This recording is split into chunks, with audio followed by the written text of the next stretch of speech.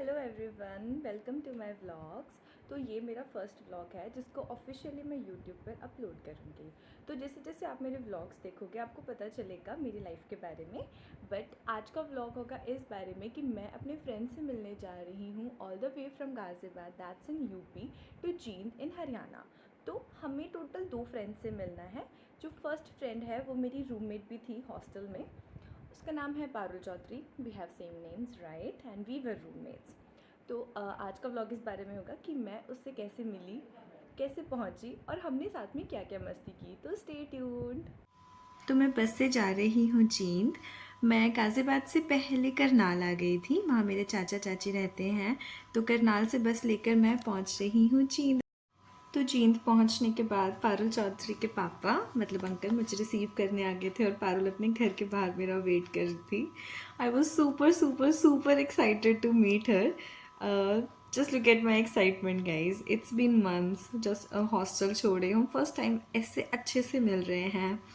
And it was my dream to finally come to her house and meet her like this. बहुत अच्छा लगता है ना ऐसे, जब आप किसी के साथ हॉस्टल के डे 1 से लेकर और लास्ट डे तक हो और सडनली आप लास्ट में अलग हो जाओ। आप सबको अपने अपने घर जाना पड़ता है, बट उसके बाद आज हम फाइनली एक पूरा दिन साथ में स्पेंड करने वाले थे, तो हम चले पाए। सो फ्रेंड्स, फाइनली मैं पारुल चौधरी के घर पे आ चुकी हूँ।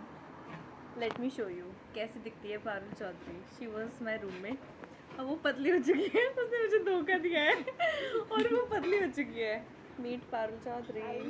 पारुल चौधरी, क्या बताना चाहते हो अपने घर आने वाली स्टोरी के बारे में आप?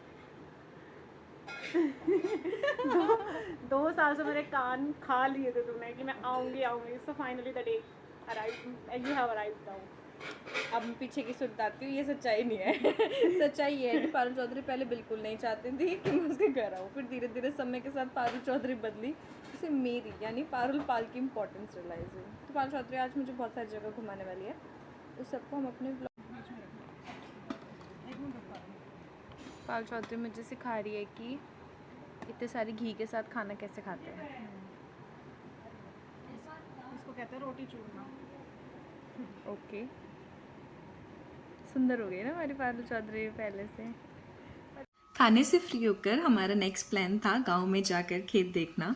मैंने कभी खेत इतने पास से नहीं देखे थे, प्लस मैंने कभी गांव की लाइफ भी नहीं देखी। तो मैं, पारुल, दादी और अंकल चले गए खेतों की तरफ। वहाँ पे उन्हें मुझे काफ़ी कुछ दिखाया। ये चावल के खेत हैं, प्लस उन्होंने मुझे सारी गांव की लाइफ दिखाई, गांव में लोग कैसे रहते हैं। It was all fun. अब इसके बाद हमने देखा भैंसों का झोड़। यहाँ पे भैंसें नहाती हैं और कभी कभी इंसान भी। Funny right. उसके बाद शुरू होता है दादा खेड़ा। ये हर गांव की सीमा पर होता है। इसके बाद ही घर होते हैं। यहाँ पर जो जलाने के बाद हम गए खेतों में। ये है पारुल चौधरी के खेत, चावल के खेत मैंने इतने पास से देखे हैं। यहाँ आप देख सकते हो ये चावल की फसल है। ये गोल्डन गोल्डन ही हमारा चावल होता है, कवर्ड होता है कवरिंग में।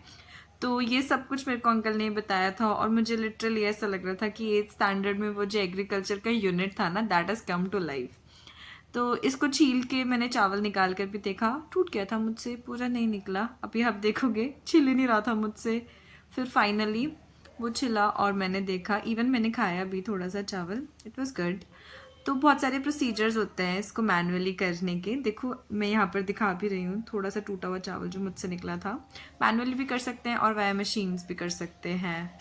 आसपास के खेतों में आप देख सकते हो चावल की कटाई, छनाई, ये सब कुछ चल रहा है। लोग बहुत सारी फसल को एक साथ इकट्ठा करके ड्रम पे मारते हैं या फिर उसको मशीन के थ्रू भी कर सकते हैं, जिससे चावल की वो जो गोल्डन फसल थी वो अलग हो जाए।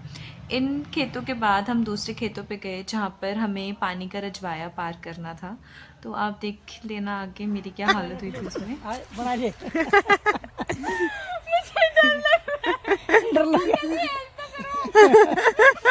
सीधी खड़ी हो जा, बैठ जा। ये ज़्यादा गहरा तो नहीं। मैं वापस जा रही हूँ। नहीं उधर चल मेरा पकड़ ले। दादी जी मैं पीछे जाऊंगी। सक्सेसफुल इसको क्रॉस करने के बाद टाइम था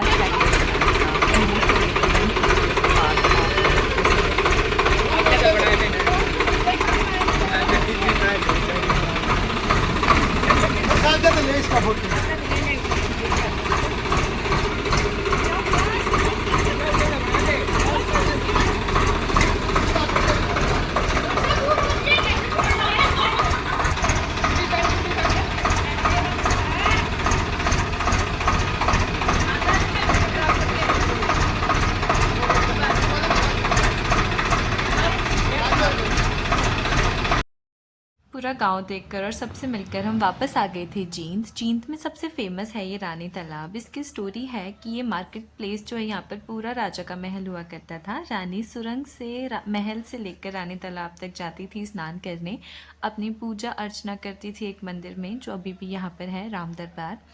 और राजा सिख था, तो मार्केट एरिया जो आपको दिख रहा है उसके बैक साइड पे गुरुद्वारा था जहाँ पे वो अपनी पूजा करता था। तो इसी के साथ ख़त्म हुआ हमारा आज का दिन। मैंने और पारुल चौधरी ने थोड़ा बहुत खाना वाना खाया बाहर, फिर हम घर गए और हमने रात में बहुत सी बातें करी क्योंकि कल हमें जाना था पूजा के घर जो हिसार रहती है। तो stay tuned for the next part. I'm very very very excited to get your reviews and would like to know if I made any mistakes. So thank you so much guys.